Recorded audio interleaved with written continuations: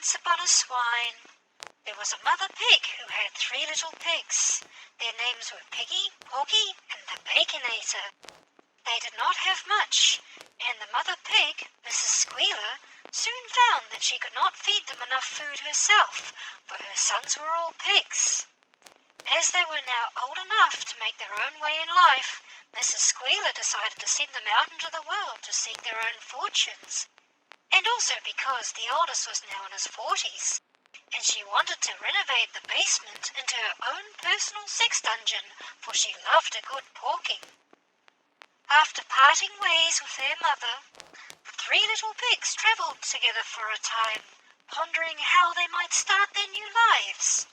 It seemed obvious at first that they should build themselves each a new home, but needed construction materials in order to do so. Luckily, they happened upon an abandoned orphanage, of which was of stone construction and a straw-thatched roof. Upon inspection, they realized that the materials that made up this abandoned orphanage could be used to construct their own 3 little pig houses, so they set about pulling apart the structure and selecting their own desired material. Piggy, the laziest of the 3, decided a straw-built house would suffice. Collecting the straw was simple, and it was generally light and easy to transport and shape. Further, he reasoned that the straw should keep his home relatively warm.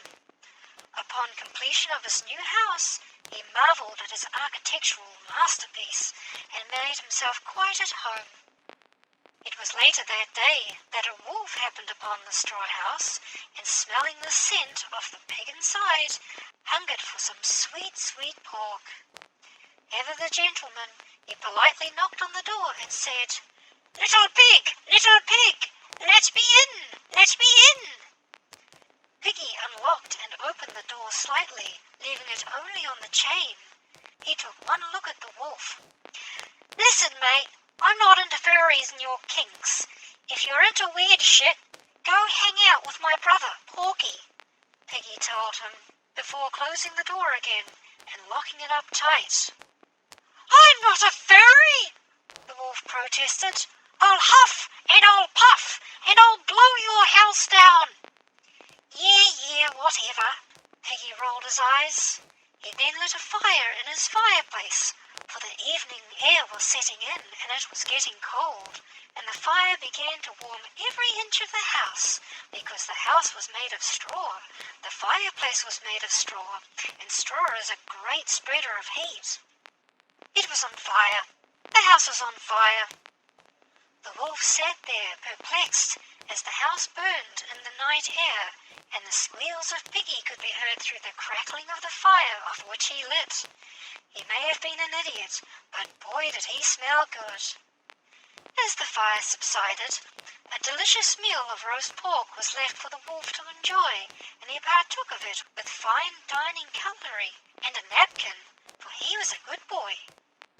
The next day, the wolf happened upon the house built by the second brother, Porky. Now Porky had decided to construct his house of orphan meat, of which was still alive, made from the orphans that had been abandoned at the abandoned orphanage. The screams and wails of the orphans carried far and wide through the countryside, their mangled bodies nailed and tied together to form a nightmarish hovel of human misery and crimes against nature.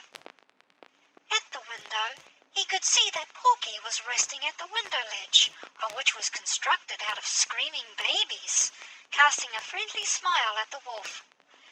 "Nope," the wolf uttered, throwing his paws up into the air. He decided to get the fuck out of there. Later that day, the wolf happened upon the Baconator's home. Now, the Baconator had decided to harvest the stone from the allegedly abandoned orphanage to construct his home, which resulted in a mighty tower. The wolf could smell the scent of the pig in the air and called out, little pig, let me in." From the window near the top of the tower, the pig looked out and saw the wolf. "Fuck off," the Baconator said, before retreating back into a stone tower of fortitude. "Well then," the wolf shouted out, "I'll huff and I'll puff and I'll blow your house in." "Yeah, whatever. Good luck with it." battle? Well, the wolf huffed and he puffed, and no matter how hard his blowing was, he could never cause that rock-hard tower to even tremble. All that blowing left the wolf quite exhausted, but he was determined to make that little pig squeal. And so he began to climb that tower, salivating a little as he thought about that juicy reward from inside that hard outer interior that only came out from the opening at the top. The tower had no doors at the bottom. Also, if there was, the wolf wasn't interested in entering through the bottom. Scrambling to the window at the top of the tower, the wolf finally reached the pinnacle of his success. But as he looked through the opening, the Baconator was waiting for him with a loaded shotgun. "Hasta la vista, bitch!" the Baconator said, before firing his load all in the wolf's face. The wolf's body fell to the ground, twisting about into a perfect dive, splattering onto the ground, for the ground is solid. He still scored perfect 10s. The third pig looked out, and seeing his work was now complete, gazed out towards the sun, of which was now setting over the land. And in the distance he could make out his brother's house travelling across the countryside, under the power of limbs echoing nightmarish wails into the twilight. The screaming house made of orphans and babies was on the move.